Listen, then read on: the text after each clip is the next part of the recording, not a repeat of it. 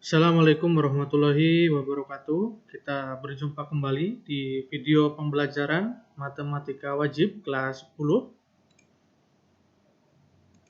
Pada video kali ini kita akan melanjutkan materi kita di bab yang baru tentang trigonometri.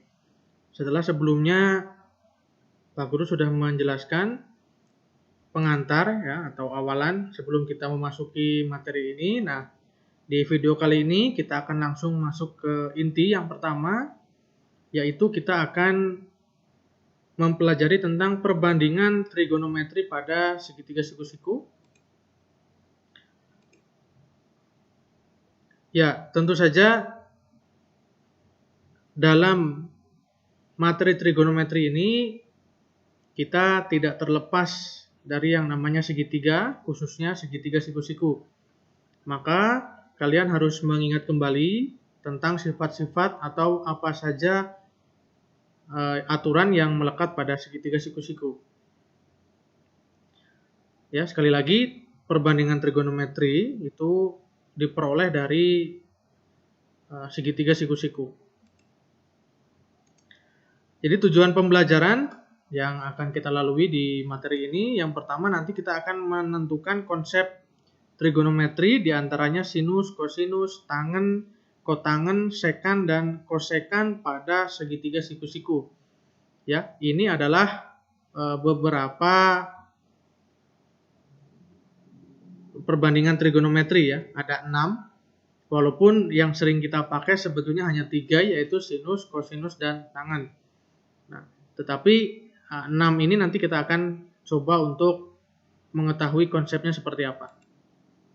Kemudian nanti akan ada contoh soal yang berkaitan dengan perbandingan trigonometri pada segitiga siku-siku.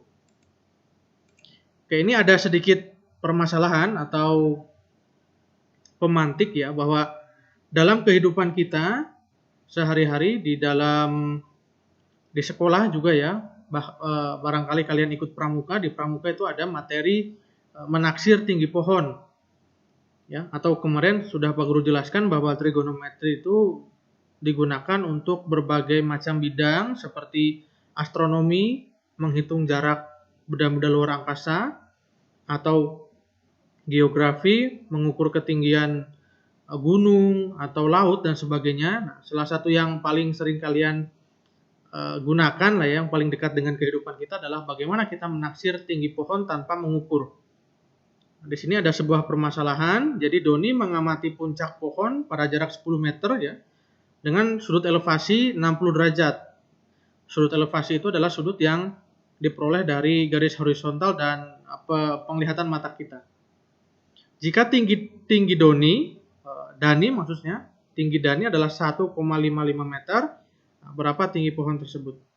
Nah, nanti kita akan sampai kepada permasalahan yang seperti ini, tapi terlebih dahulu kita akan menentukan konsep dasar dari perbandingan trigonometri. Jadi ingat kembali, tadi Pak Guru sudah sampaikan bahwa trigonometri erat dengan segitiga siku-siku. Nah, segitiga siku-siku itu termasuk bangun datar. Tentu saja dalam prakteknya nanti kalian harus bisa menggambar segitiga siku-siku dengan benar. Ya, bukan hanya asal menggambar ya, tapi ada kaidah, ada aturan bagaimana kita mencoba menggambar segitiga siku-siku dengan benar. Nanti kalau ada kesempatan akan Pak Guru praktekkan di depan kelas ya, tapi perhatikan dulu gambar segitiga siku-siku berikut ini.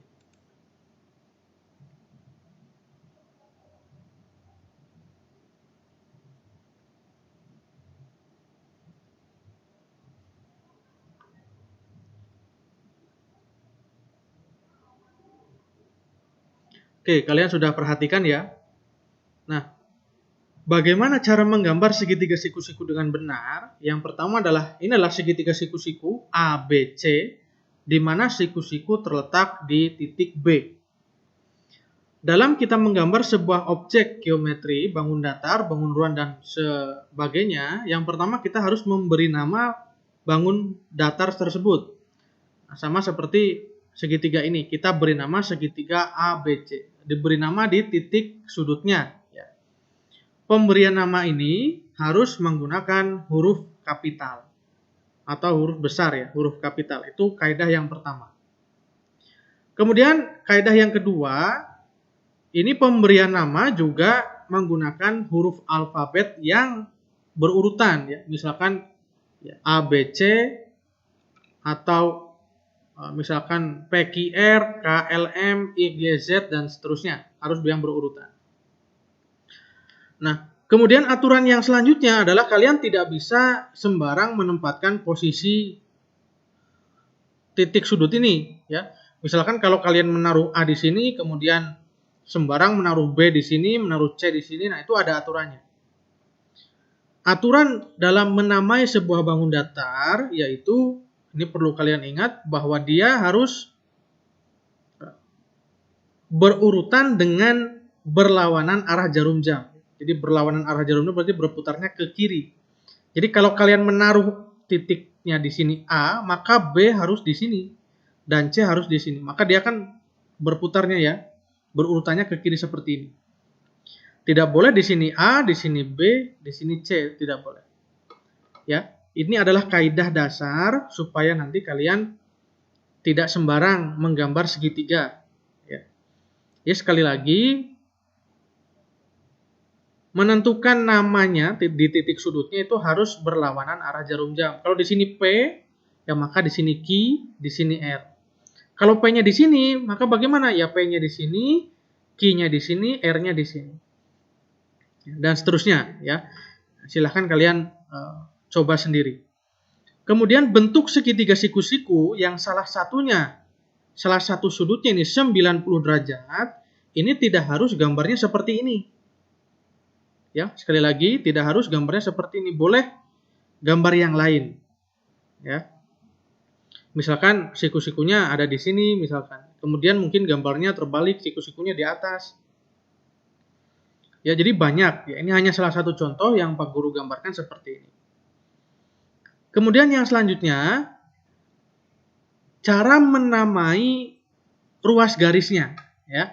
Kalau tadi ini menamai titik sudutnya yaitu A, B dan C. Sekarang cara menamai ruas garisnya atau panjang garis ya. Misalkan AC, AB atau BC. Ini juga ada aturannya. Caranya bagaimana? Kalian melihat titik sudut. Di sini adalah titik sudut A, maka ruas garis di depan sudut A ini adalah A kecil. Ini ya. Ini oleh Pak Guru. Jadi titik sudut di depan sudut A ini harus jadi A kecil. Nah, begitu juga ruas garis di depan sudut B ini harus jadi B kecil. Dan ruas garis di depan sudut C itu harus jadi C kecil. Nah, seperti ini ya, itu memang ada aturannya. Nah, kemudian sudut yang lain selain sudut siku-siku ini ada yang namanya sudut alfa. Ya, sudut itu bisa alfa, beta, gamma dan seterusnya. Nah, kalau segitiga ini ditinjau dari sudut alfa, maka ada penamaan lagi. Yang pertama yang di depan sudut alfa ya kita namakan sisi depan.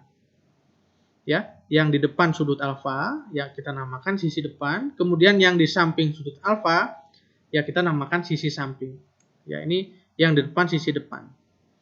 Nah, kemudian sisi miring, ya berarti sisi miring dari segitiga. Ingat, sisi miring selalu ada di depan sudut siku-siku. Ya, jadi nanti kalau ini gambarnya diputar kemanapun, ya sisi miringnya atau hipotenusa itu harus di depan, wajib di depan sudut siku-siku. Ini kalian ingat-ingat.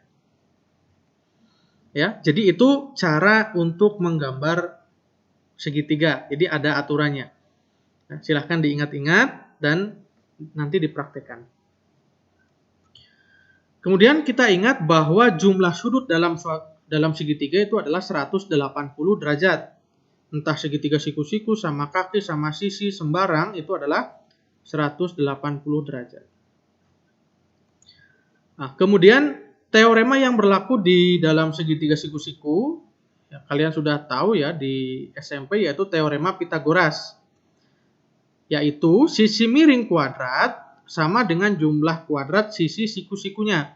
Jadi ini sisi miring kuadrat. Nah, yang ini, yang merah dan biru itu adalah sisi siku-sikunya. Nah, jadi kalau sisi miringnya itu adalah B, maka B kuadrat memenuhi ya, atau teorema Pitagorasnya B kuadrat sama dengan A kuadrat ditambah C kuadrat.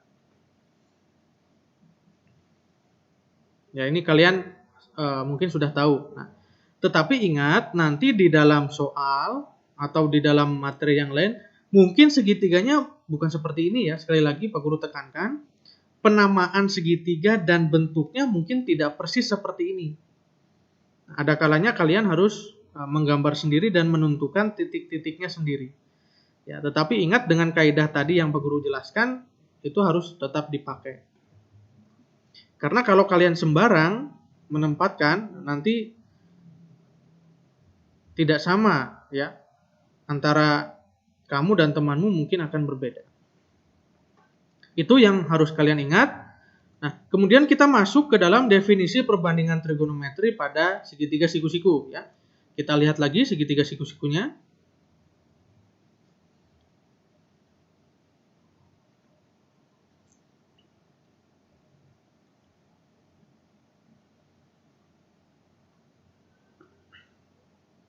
Oke, ini ya segitiga siku-siku. Kemudian definisi perbandingan trigonometri yang pertama itu adalah sinus. Nah, ingat bahwa yang kita pandang adalah sudut yang diketahui. Ya, ini yang diketahui di sini sudutnya alfa ya. Berarti di sini sudut atau sinus alfa. Tulisannya sinus ya. Yang biasa kita singkat menjadi sin alfa ya, sinus atau sin alfa. Nah, sin alfa ini adalah perbandingan dari sisi depan dibagi sisi miring. Ingat kita memandang dari sudut alfa ya. Jadi sisi depan berarti depannya alfa itu adalah A dan miringnya adalah B. Nah, di sini untuk memudahkan kalian mengingat, nah ini ada trik ya. Nah, kalau sinus itu berarti depan per miring atau bisa disingkat demi ya. Demi itu pasti sinus. Depannya sekali lagi depannya adalah A, miringnya adalah B. Dilihat dari sudut alfa.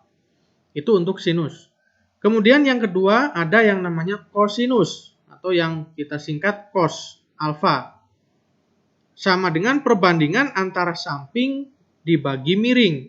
Samping sudut alfa itu C dan miringnya adalah B.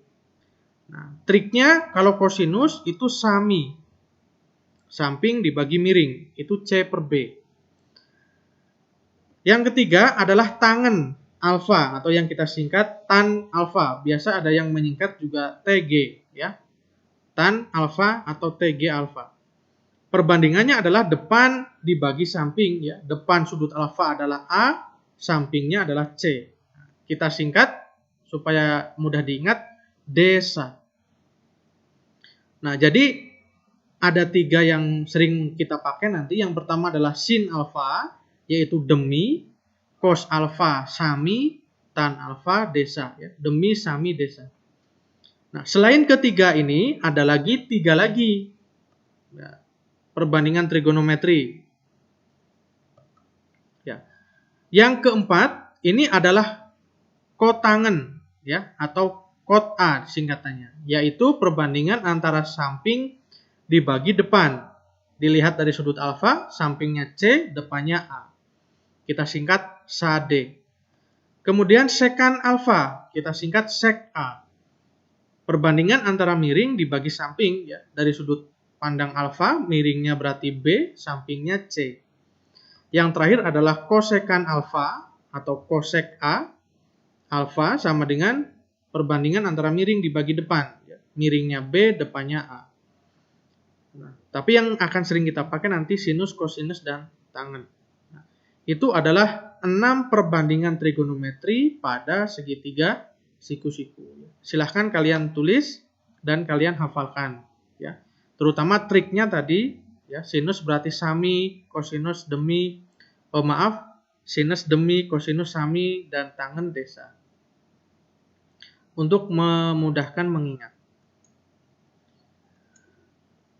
Nah, jadi berdasarkan definisi di atas, ini dapat diturunkan beberapa rumus dasar trigonometri. Ya. Yang pertama, tan alfa itu sama dengan sin alfa per cos alfa.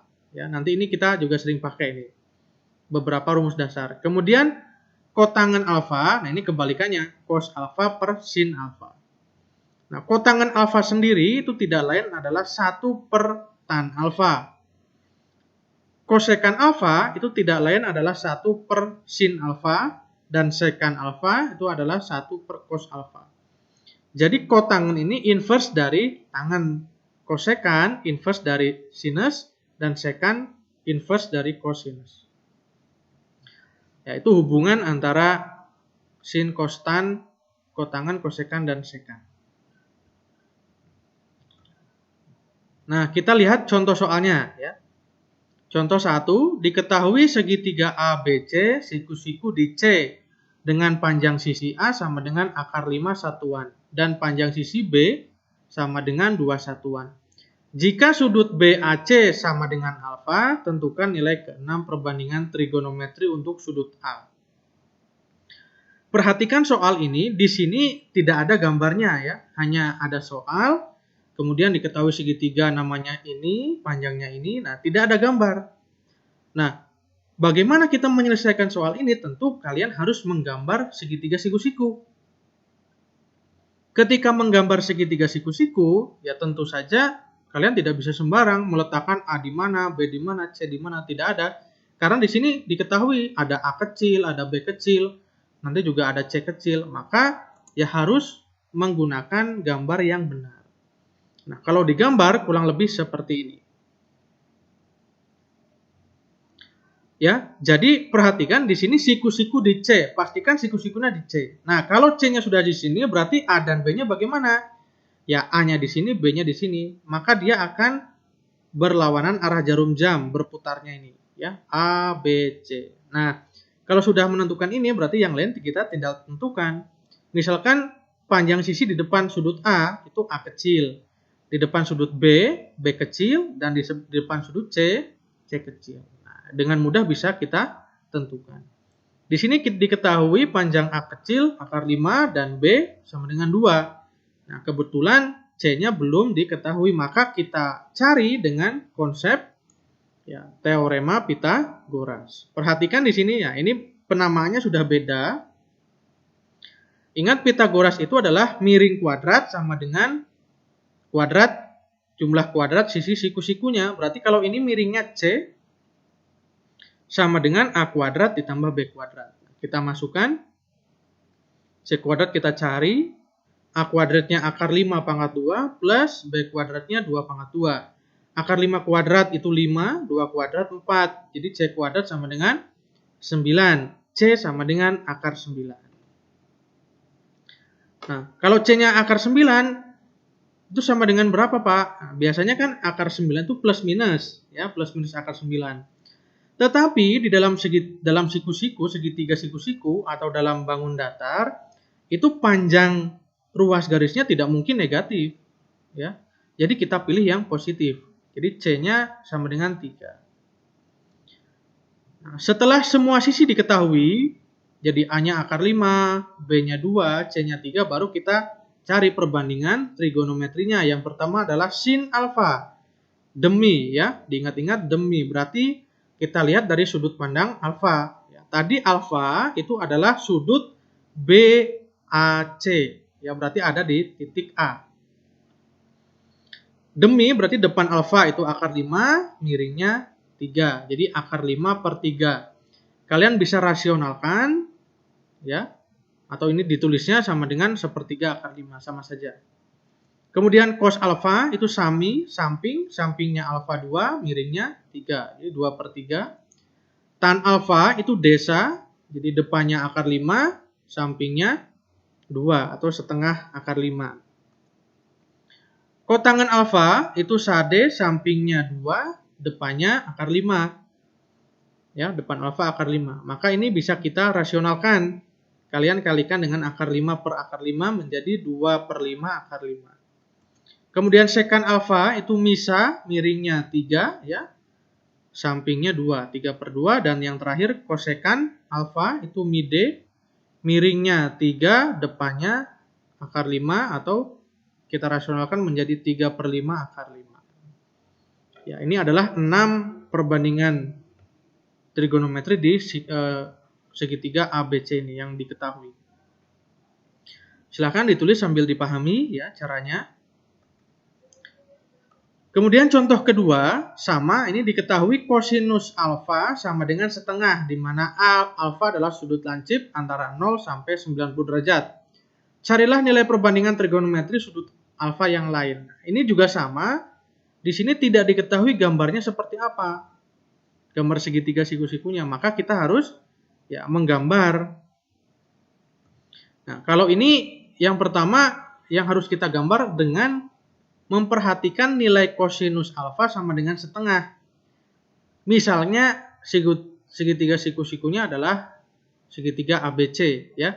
Ini bebas, yang mau siku-siku yang mana? A, B atau C bebas ya.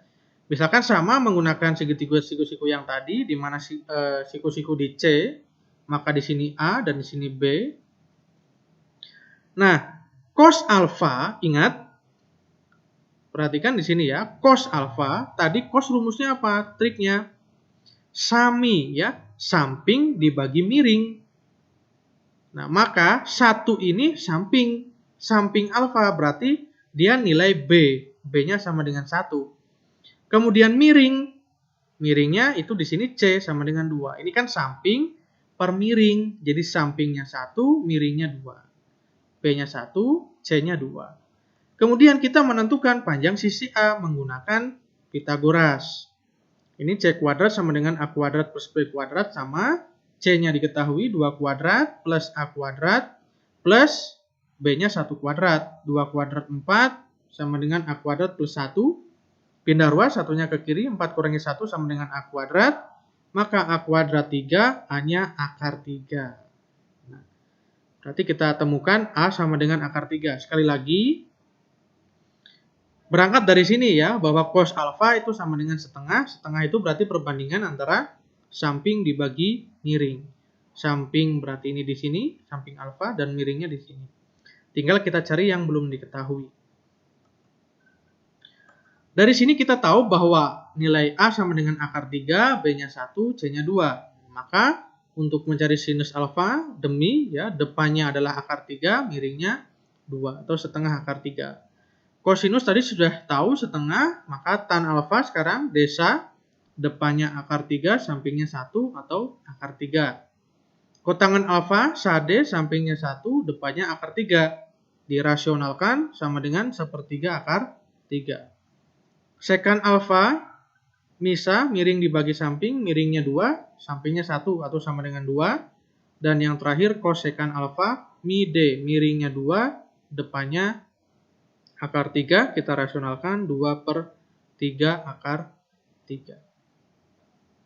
Nah, itu adalah 2 contoh penerapan perbandingan trigonometri pada segitiga siku-siku. Nanti silahkan dicatat, dipahami, pause videonya jika belum paham, bisa kalian ulangi.